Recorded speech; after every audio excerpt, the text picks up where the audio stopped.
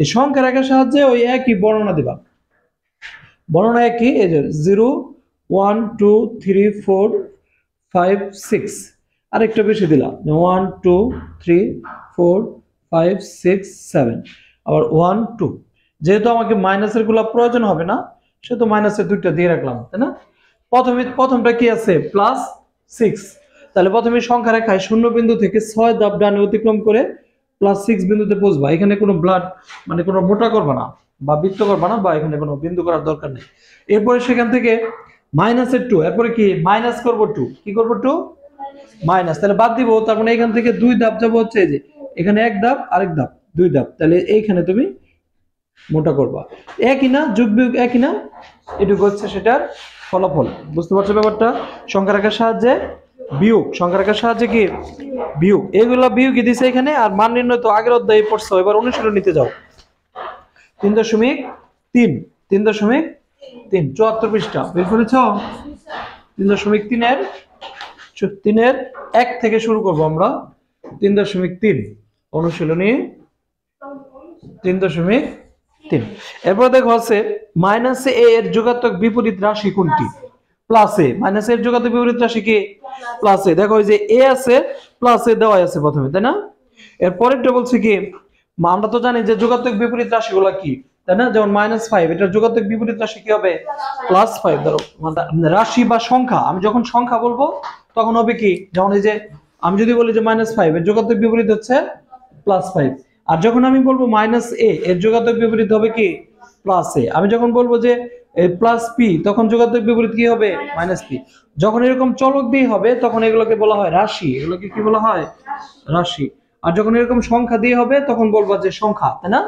রাশি। তারপরে দেখো 2 নাম্বার, 12 এর সাথে 12 এর সাথে যোগাত্মক বিপরীত রাশি যোগ করলে কত হবে? 12 এর সাথে 12 এর -12 না, শুধু 12। এই দেখো 12 এর সাথে এর যোগাত্মক বিপরীত রাশি কত? -12। এখন যদি আমি এই দুটো যোগ করতে চাই 12 প্লাস -12, তারপরে কত হবে? 0 হবে না? এটা কত হবে? 0 হবে। এটা সমান সমান কত হবে? 12 প্লাস মাইনাস মাইনাস, এই যে প্লাস মাইনাস মাইনাস 0 হয়। অপশনে 0 আছে না? অপশনে কি আছে? 0 আছে। এর পরেরটা বলছে দেখো একটা খালি ঘর পূরণ দেওয়া আছে, ওটা কি হবে? কি হবে?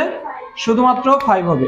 এইভাবে খালি ঘর দেওয়া আছে, দেওয়া থাকার পরে এখানে কত দেওয়া আছে? -15, তারপরে সমান সমান কি আছে? -10। তারপরে আমরা জানি এখানে যদি 5 দেই তাই তো হয়ে যায়। তাহলে এই যে 5 - 15 সমান সমান কি হয়? -10। বুঝতে পারছো ব্যাপারটা? যেহেতু রেজাল্ট দেওয়া আছে -10, সহজ না একদমই। তারপরেরটা কি দেওয়া আছে? দেওয়া আছে একটা উদ্দীপক, নিচের তথ্যের আলোকে, আর নিচের তথ্য কি? -7 -8 -9 তিনটি পূর্ণ সংখ্যা। এগুলা কি পূর্ণ সংখ্যা না বলো তো? এই যে এগুলো -7 -8 -9 তিনটা পূর্ণ সংখ্যা না? তিনটা পূর্ণ সংখ্যা।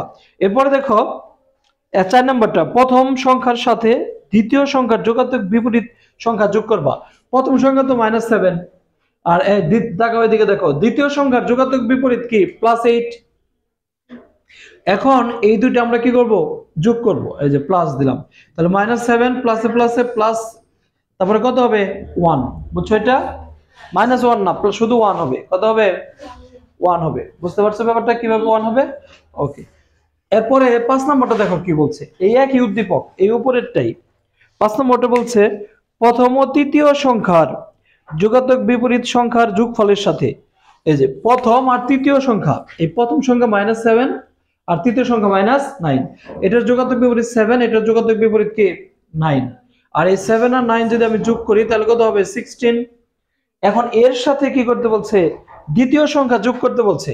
তাহলে যে 16 সাথে যদি আমি দ্বিতীয় সংখ্যা যোগ করি, দ্বিতীয় সংখ্যা -8, তো -8 যদি আমি যোগ করি, দেখো প্লাস মাইনাসে, তাহলে কত থাকে? 18 থাকে, 8 থাকে, কত থাকে? 8 থাকে। তাহলে হচ্ছে এটা বুঝছো ব্যাপারটা? এখন বলছে যোগফল a হয়, যোগফল কি হয়? a হয়। তাহলে a আর 8 একই কথা, তাহলে a এর মান হচ্ছে 8, a এর মান কত? 8। বুঝছো ব্যাপারটা? a হয় মানে কি? a এর মান হচ্ছে 8, এর পরিবর্তে আমরা কি দিব? 8 দিব। অপশনে যাও, অপশন দেখো ক নাম্বার কি আছে? এই যে a is less than minus কত? 15, এর মান হচ্ছে 8, তাহলে এটা কি সত্য হলো? এটা তো হওয়ার কথা না, এটা বাদ, তাই না? খ নম্বরে যাও, খ নম্বরে কি আছে? a is greater than -19, এই দেখো a is greater than -90, তাই না? এখন দেখো a মানে 8, তাহলে 8 তো -90 যে বড়ই, তাহলে এটা কি আছে? ঠিক আছে। তৃতীয় নম্বরটা দেখো আরো ঠিক আছে কিনা, তো একটা দেখি। 3 নম্বরটা কি বলছে? হ্যাঁ, এটা বুঝে ফেলছো তোমরা, তাই না? 6 নং দেখো, এরপরে কি দেখবা? 6 নং a সমান কত দেওয়া আছে? না 45, দেখো 6 নং এর a সমান দেওয়া আছে কি 45 মাইনাস, দেখো ভালো করে, -11, এই যে 45 -11, এটা কাজ করা যায় না, এর মানটা বের হবে 45 মাইনাস মাইনাস প্লাস, হ্যাঁ 11, তাহলে এখন কত হয়?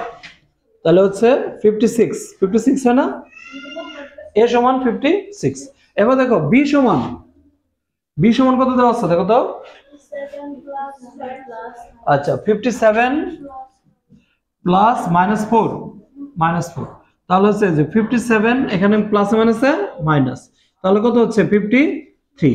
তাহলে দেখো এখন অপশনে যাও, রোমান সংখ্যা 1 নম্বর বলছে a = 56, তাহলে এটা ঠিক আছে। 1 নম্বরটা রোমান সংখ্যার 1 নম্বরটা কি আছে?